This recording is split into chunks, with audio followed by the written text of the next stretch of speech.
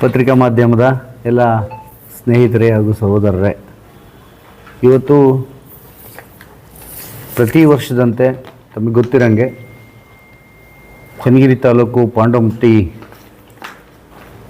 ಬಸವ ಕೇಂದ್ರ ಏನು ವಿರಕ್ತ ಮಠ ಇದೆ, ಅಲ್ಲಿ ಪರಮಪೂಜ್ಯ ಲಿಂಗೈಕ್ಯ ಶ್ರೀ ಶ್ರೀ ಸಂಗಮನಾಥ ಮಹಾಸ್ವಾಮಿಗಳ 64ನೇ ವರ್ಷದ ಸ್ಮರಣೋತ್ಸವ ಹಾಗೂ ಚನ್ನಬಸವ ಪರಮಪೂಜ್ಯ ಚನ್ನಬಸವ ಮಹಾಸ್ವಾಮೀಜಿಗಳ 19ನೇ ವರ್ಷದ ಸ್ಮರಣೋತ್ಸವ, ಇದರ ಜೊತೆಗೆ ಬಸವ ತತ್ವ ಸಮ್ಮೇಳನ, ಹಾಗೂ ವಿಶ್ವಗುರು ಬಸವಣ್ಣವರ ಒಂದು ಪ್ರಶಸ್ತಿ ಪ್ರದಾನ ಸಮಾರಂಭ. ಈ ಪ್ರಶಸ್ತಿ ಪ್ರದಾನ ಸಮಾರಂಭಕ್ಕೆ ನೇತೃತ್ವವನ್ನು, ಸಾನ್ನಿಧ್ಯವನ್ನು ಗುರುಬಸವ ಮಹಾಸ್ವಾಮಿಗಳು ಪಾಂಡವಮಟ್ಟಿ ವಿರಕ್ತ ಮಠ ಸ್ವಾಮೀಜಿ ವಹಿಸಿರ್ತಾರೆ. ಈ ಕಾರ್ಯಕ್ರಮಕ್ಕೆ ಭಾಳಷ್ಟು ಜನ ಈ ರಾಜ್ಯದ ವಿವಿಧ ಮಠಾಧೀಶ್ವರರು ಆಗಮಿಸ್ತಾ ಇದ್ದಾರೆ. ವಿಶೇಷತೆ ಏನಂದರೆ, ಈ ಕಾರ್ಯಕ್ರಮನ ಉದ್ಘಾಟನೆ ಮಾಡ್ತಕ್ಕಂಥವರು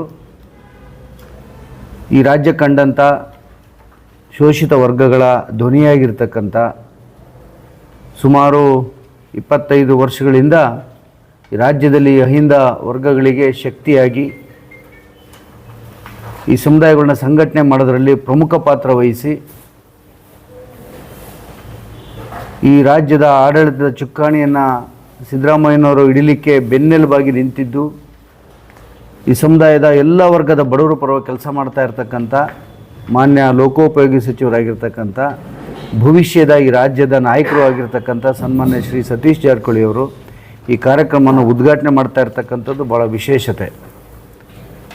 ಹಾಗಾಗಿ ನಾವು ಮಾನ್ಯ ಪತ್ರಿಕಾ ಮಾಧ್ಯಮದವರಲ್ಲಿ ವಿನಂತಿ ಮಾಡಬೇಕು, ಸತೀಶ್ ಜಾರಕಿಹೊಳಿ ಅವರಿಗೆ ರಾಜ್ಯದಾದ್ಯಂತ ಅಭಿಮಾನಿ ಬಳಗ ಇದೆ.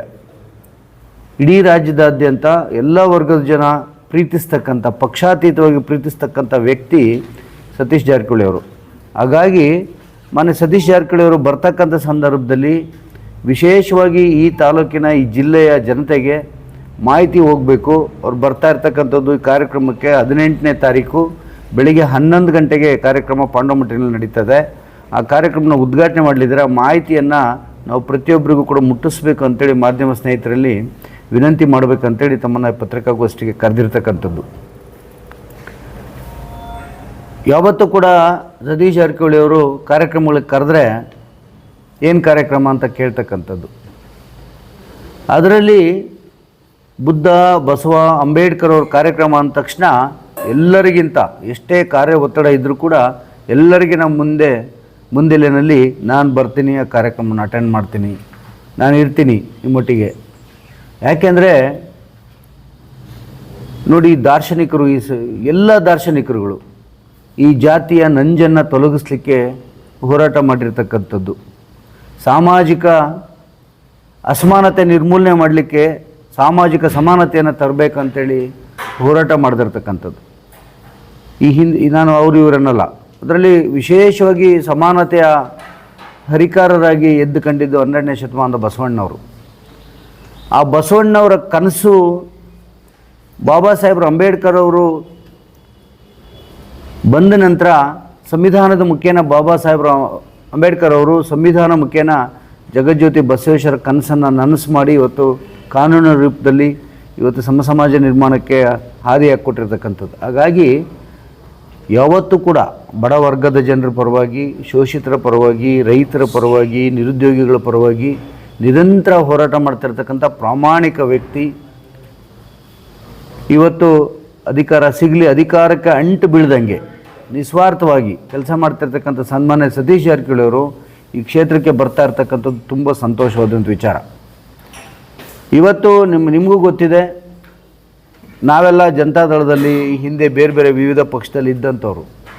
ಇವತ್ತು ನಾವೇನಾದರೂ ಬಂದು ಈ ಜಿಲ್ಲೆಯಲ್ಲಿ ಕಾಂಗ್ರೆಸ್ ಪಕ್ಷಕ್ಕೆ ಶಕ್ತಿ ಕೊಡಬೇಕಂತ ತೀರ್ಮಾನ ಮಾಡಿದರೆ ಅದಕ್ಕೆ ಸನ್ಮಾನ್ಯ ಸತೀಶ್ ಜಾರಕಿಹೊಳಿ ಅವರು.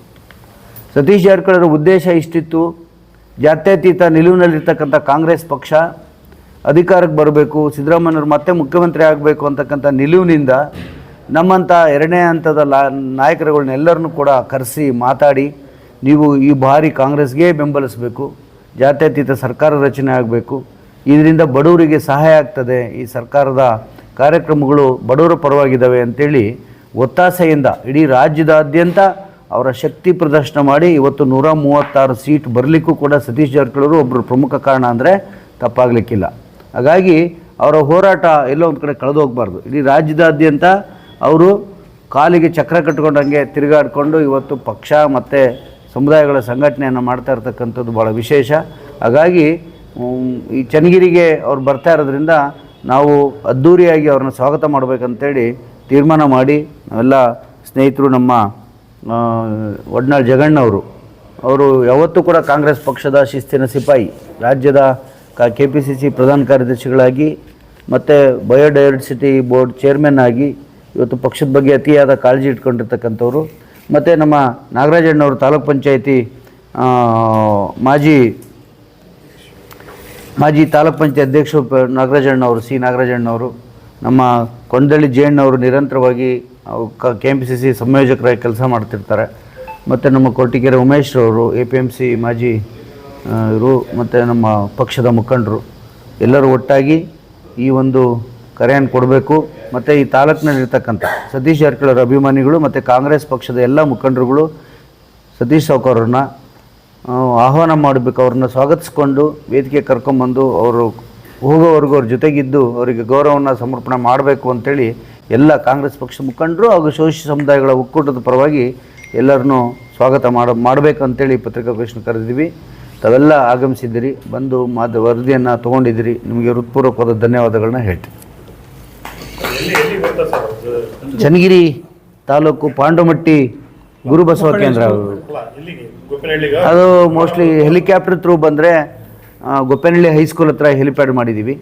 ಗೊಪ್ಪೇನಹಳ್ಳಿ ಹೈಸ್ಕೂಲ್ ಹತ್ರ ಹೆಲಿಪ್ಯಾಡ್ ಮಾಡಿದ್ವಿ. ಆ ಹೆಲಿಪ್ಯಾಡಿಂದ ಕಾರ್ಯಕ್ರಮಕ್ಕೆ ಸುಮಾರು 1.5 ಕಿಲೋಮೀಟರ್ 2 ಕಿಲೋಮೀಟರ್ ಆಗುತ್ತೆ. ಆ 2 ಕಿಲೋಮೀಟರ್ದು ವ್ಯಾಪ್ತಿನಲ್ಲೇ ಹೆಲಿಕಾಪ್ಟರ್ ಲ್ಯಾಂಡ್ ಗೊಪ್ಪೇನಹಳ್ಳಿ ಹೈಸ್ಕೂಲ್ ಹತ್ರ. ಮತ್ತು ಕಾರ್ಯಕ್ರಮಕ್ಕೆ ಬಂದು ಸಹಜವಾಗಿ ಜೊತೆಗೆ ಬರ್ತೀವಿ ಅಂದಾಗ ಒಂದು 500,000 ಬೈಕ್ ಇದ್ದೇ ಇರ್ತವೆ, ಕಾರುಗಳು ಇದ್ದೇ ಇರ್ತವೆ.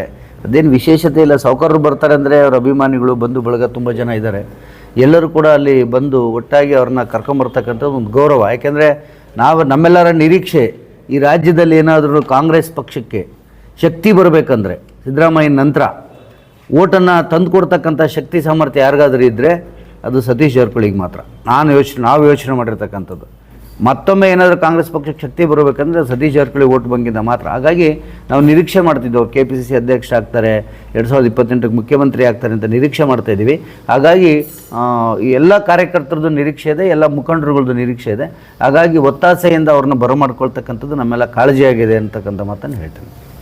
ಪಾಂಡವಮಟ್ಟಿ ವಿರಕ್ತ ಮಠದಲ್ಲಿ 16ರಿಂದ 18ನೇ ತಾರೀಕು ತನಕ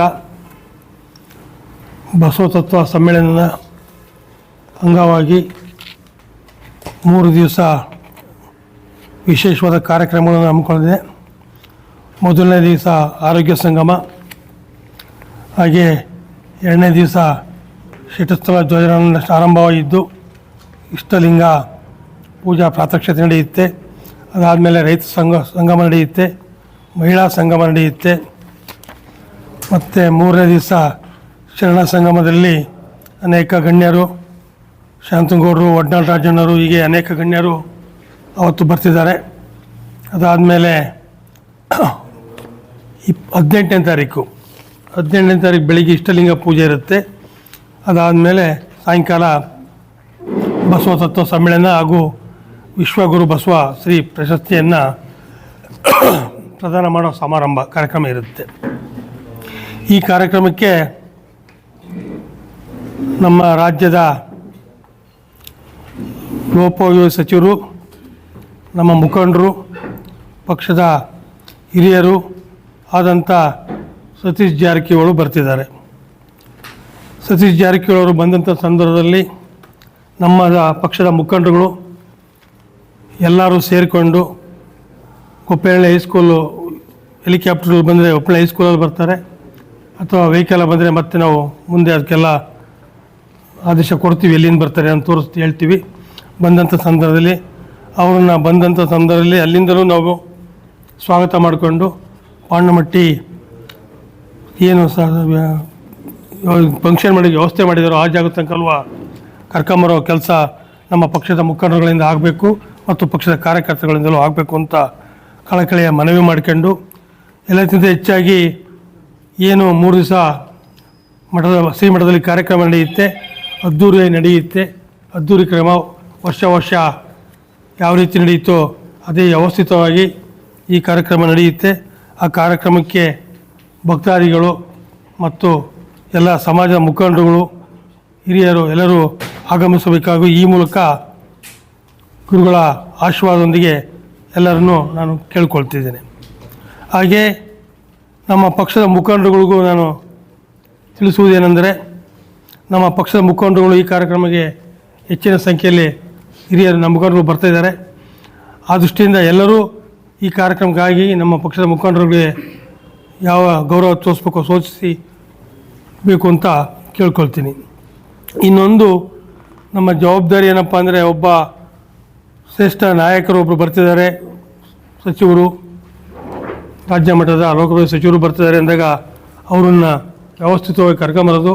ಕೊಪ್ಪಳ್ಳಿ ಹೈಸ್ಕೂಲಿಂದ ಬಂದರೆ ಈಗಾಗಲೇ ರಮೇಶ್ ಹೇಳ್ದಂಗೆ ನಾವು ಆ ಥರನೇ ವ್ಯವಸ್ಥೆ ಮಾಡ್ತಾ ಇದ್ದೀವಿ. ಒಂದು 300-400 ಆಗುತ್ತೋ 510 ಬೈಕು ಆ ಥರ ವ್ಯವಸ್ಥೆ ಮಾಡ್ತಾ ಇದ್ದೀವಿ. ಯಾಕೆಂದರೆ ಆ ಸಚಿವರು ಹೆಂಗೆ ಅಂದರೆ, ನಾವೊಂದು ಸತಿ ಹೋದಾಗ ಏನು ಅಲ್ಲಿ ಕೂತ್ಕೊಳ್ಳಿ, ಏನಲ್ಲ ಬಿಡಿ, ಏನಲ್ಲ ಅಂತ ಅಲ್ಲೇ ಪಕ್ಕದಲ್ಲೇ ಕೂತ್ಕೊಳ್ಳೋಂಥ ಜನ ಅವರು. ಆ ಥರ ಸರಳ ಜೀವಿ, ಅದನ್ನೆಲ್ಲ ಅವ್ರು ಇಷ್ಟಪಡೋದಿಲ್ಲ. ಆ ದೃಷ್ಟಿಯಿಂದ ಅದು ಯಾವ ರೀತಿ ಆಗುತ್ತೋ ನೋಡ್ತೀವಿ. ಅವ್ರು ಯಾವ ರೀತಿ ಸಹಕಾರ ಕೊಡ್ತಾರೋ ಆ ರೀತಿ ನಾವು ಕಾರ್ಯಕ್ರಮ ಮಾಡಲಿಕ್ಕೆ ಯೋಚನೆ ಮಾಡ್ತಾ ಇದ್ದೀವಿ. ಹೆಚ್ಚಿನದಾಗಿ ಒಳ್ಳೆಯ ಒಂದು ವಾತಾವರಣದಲ್ಲಿ ಅವರನ್ನು ಸ್ವಾಗತ ಮಾಡಿಕೊಂಡು ಮತ್ತು ಅದೇ ಥರ ಒಳ್ಳೆಯ ವಾತಾವರಣದಲ್ಲಿ ಬೀಳ್ಕೊಡೋ ಕಾರ್ಯಕ್ರಮ ನಮ್ಮ ಪಕ್ಷದಿಂದ ಆಗುತ್ತೆ ಅಂತ ಈ ಮೂಲಕ ಹೇಳ್ತೀನಿ. ಹೇಳಿ ನಿಮ್ಮ ಪತ್ರಕರ್ತರಿಗೂ ನಾನು ಹೇಳೋದಿಷ್ಟೇ, 3 ದಿವಸ ಎಲ್ಲರೂ ಅಲ್ಲಿ ಬರಬೇಕು ಅಂತ ತಮ್ಮಲ್ಲಿ ಕಳಕಳಿ ಮನವಿ ಮಾಡ್ಕೊಂಡು, ನಿಮ್ಮದು ಸ್ವಲ್ಪ ಅಲ್ಲಿ ಮಾಧ್ಯಮ ಇದ್ದು ಇದನ್ನು ಪ್ರಚಾರ ಮಾಡಬೇಕು ಅಂತ ಹೇಳ್ತಾ ಮುಗಿಸ್ತೀನಿ.